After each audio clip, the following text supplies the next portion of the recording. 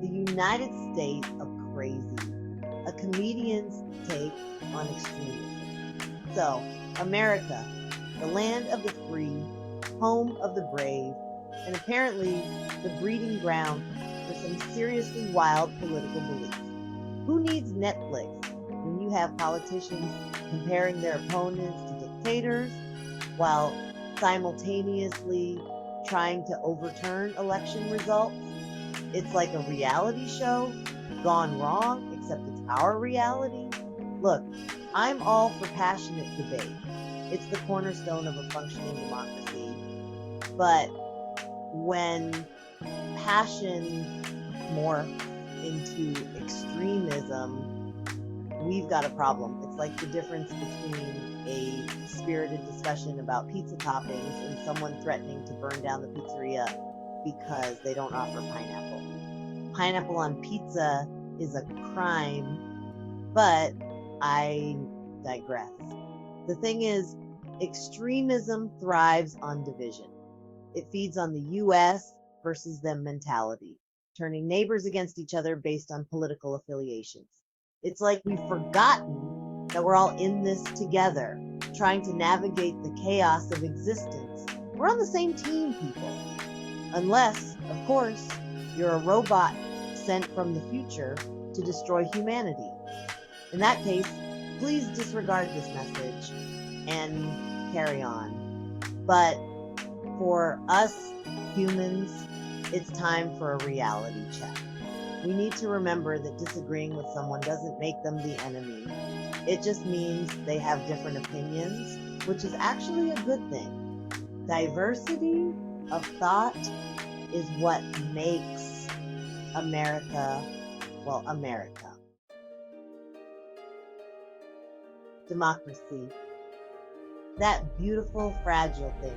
It's like a vintage car, gorgeous to look at, but requires constant maintenance and the occasional oil change to keep it running smoothly.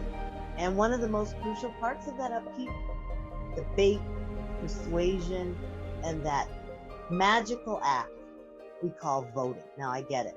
Politics can be about as exciting as watching paint dry. But here's the thing. It directly impacts our lives. It determines everything from healthcare to education to whether or not we can eat a decent burrito without going bankrupt. So, yeah, it's kind of a big deal. Persuasion is key in a democracy.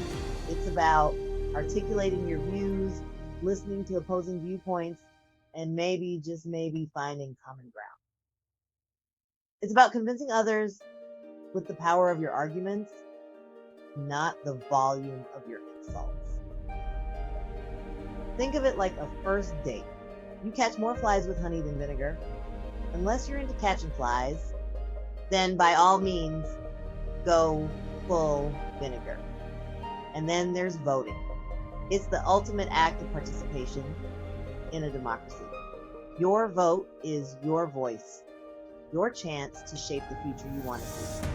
Don't let anyone tell you. It doesn't matter. Because when enough voices come together, they create a chorus that can't be ignored. Sticks and stones may break my bones, but words can leave lasting psychological scars. Okay? Maybe that's a bit dramatic, but you get the point. Words have power. They can inspire, uplift, and unite, but they can also dehumanize, divide, and incite violence. In the realm of politics, language is often weaponized. Opponents become enemies. Disagreements become battles. And complex issues are reduced to simplistic slogans designed to evoke fear and anger. It's like we've traded nuanced debate for a political cage match where the loudest, most aggressive voice wins.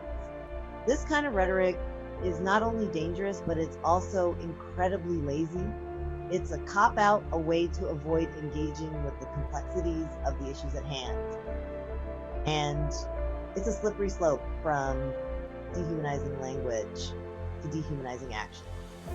We need to be mindful of the words we use, both online and offline. Because words have consequences, they can shape public opinion, influence policy, and even incite violence. It's time we start using them responsibly. Thank you for indulging in a Lil Cinda 369.